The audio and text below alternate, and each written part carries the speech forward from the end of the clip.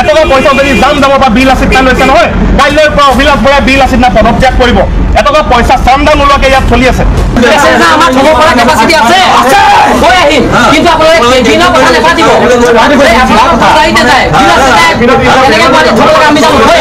আপোনালোকে মাইকী মানুহজনী যিটো বাচ্চা আছে বাচ্চাটো অকমান বন্ধ কৰি দিছে তোমাৰ লগতো ব্যক্তিগতভাৱে ভাল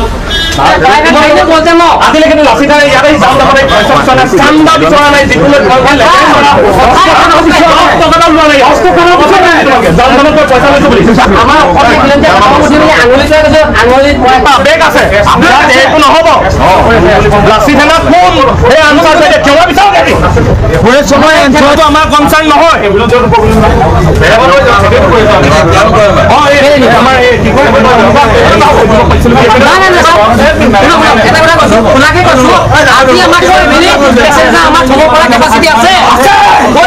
কিন্তু আপোনালোকে দিনৰ কথা নেপাতিব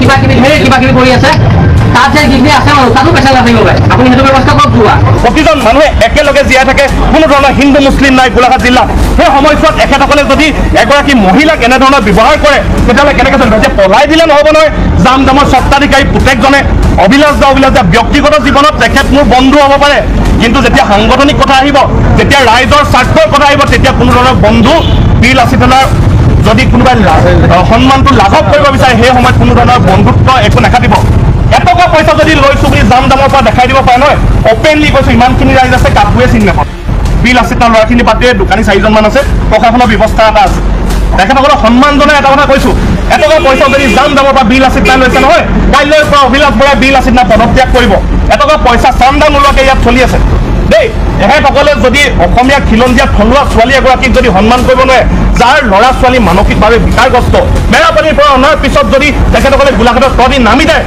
40 কিলোমিটাৰ তহঁতি খোজকাঢ়ি যা বুলি যদি ক'বলৈ হয় তেতিয়া আমি নাই কেনেকৈ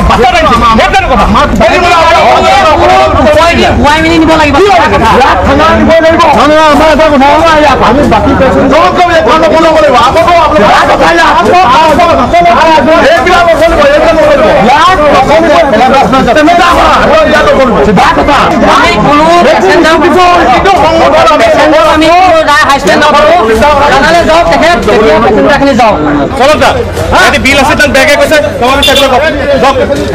বিল আছে কোন বিল আছে আপুনি কাৰ কাৰণে জীয়াই আছে লাগিব বিল আছে কোন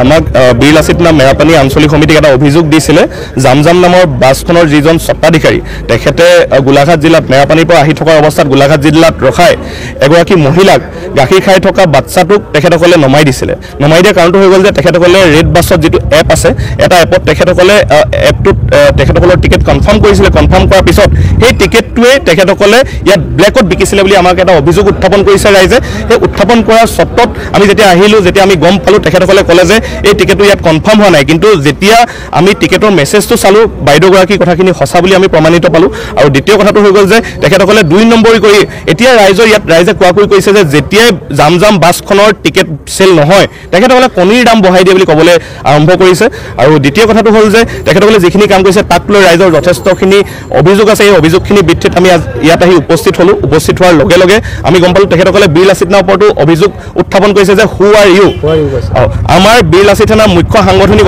সচিব ৰাজ আহমেদৰ ওপৰত তেখেতসকলে প্ৰশ্নবোধক চিন কৰিছে যে বিল লাচিত থানাত তেখেতে কেনেকৈ থাকিব পাৰিব তেখেত নিজে এজন মুছলমান সম্প্ৰদায়ৰ মানুহ আৰু তেখেতে যেতিয়া কৈছে যে বিল লাচিত থানাত ৰাজ আহমেদ কেনেকৈ থাকিব পাৰিব এই কথাটো লৈ আমাৰ চিন্তিত হৈছোঁ কাৰণ বিল লাচিত থানা প্ৰতিটো জাতি জনগোষ্ঠী প্ৰতিটো সম্প্ৰদায়ক লৈ আগবঢ়া এটা সত্তা আমি কোনো ধৰণৰ জনগোষ্ঠীয় সংগঠন নহয় প্ৰতিটো জাতি জনগোষ্ঠীক ঐক্যবদ্ধভাৱে লৈ পেলাই আগবঢ়া এটা সত্তা তাৰপিছত যেতিয়া তেখেতে প্ৰশ্ন কৰিছে তেতিয়া তেখেতক আমি ক্ষমা বিচাৰিবলৈ ক'লোঁ নিবিচৰাৰ লগে লগে ৰাইজে প্ৰশাসনক খবৰ দিলে বিল লাচিত থানা অসমীয়া প্ৰশাসনক খবৰ দিলে এতিয়া বাকীখিনি যিখিনি কথা আছে সেই প্ৰশাসনে তেখেতসকলক জনাব আপোনালোককো জনাব স্বত্বাধিকাৰীজনৰ নামটো নাজানো কিন্তু কণী বেপাৰী বুলি মই জানো বাকী ইমান নাজানো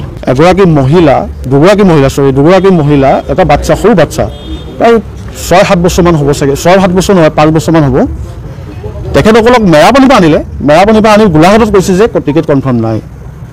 সেই মহিলাগৰাকী ক'ত যাব ৰাতি 10টা বজাত? সেইটোৱে আমাৰ প্ৰশ্ন দেই। আমি জমজম ট্ৰেভেলছৰ স্বত্বাধিকাৰীক প্ৰশ্ন কৰিবলৈ যে তেখেতে আমাক সুধিছে যে আপোনালোক কোন, হোৱাই ইউ? আমি বি লাচিত সেনা, মই চিফ অৰ্গেনাইজিং ছেক্ৰেটাৰী। আমাক সুধিছে, আপোনাৰ নামটো? মোৰ নাম ৰাজ আহমেদ। আমাক সুধিছে যে আপোনালোক কোন। তেখেতসকলৰ ওপৰত বহুত অভিযোগ আছে। আমি আজি এতিয়া থানালৈ আহিছোঁ, থানাত আমি যি ক'ব লাগে আমি ক'ম। থাৰ্ড পাৰ্টি বুলি কৈছে তেখেতসকলে, এই কিবা কি ৰেড বাছ থাৰ্ড পাৰ্টি বুলি কৈছে।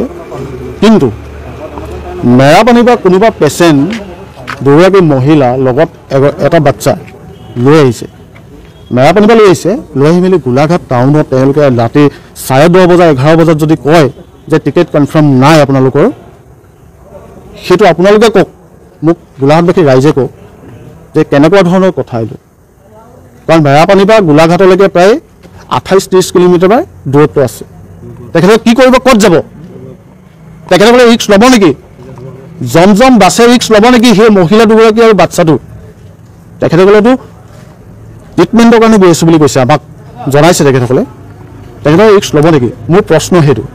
যদি তেখেতসকলে প্ৰশ্নৰ উত্তৰো দিব পাৰে তাত আমাৰ ক'বলগীয়া। ইতিমধ্যে আপোনালোকে দেখিবলৈ পালে বীৰ লাচিত সেনাক কেনেদৰে অপমান কৰিছে বহিৰাগত অনা অসমীয়াসকলে, কেনেদৰে তেওঁলোকক দপদপনি আপোনালোকে সকলো দেখিছেই। অনা অসমীয়া দপদপনি চলাইছে বীৰ লাচিত সেনাৰ ওপৰত, কেনেদৰে কাম চলাই যায় বীৰ লাচিত সেনাই সকলোৱে দেখিয়ে আছে।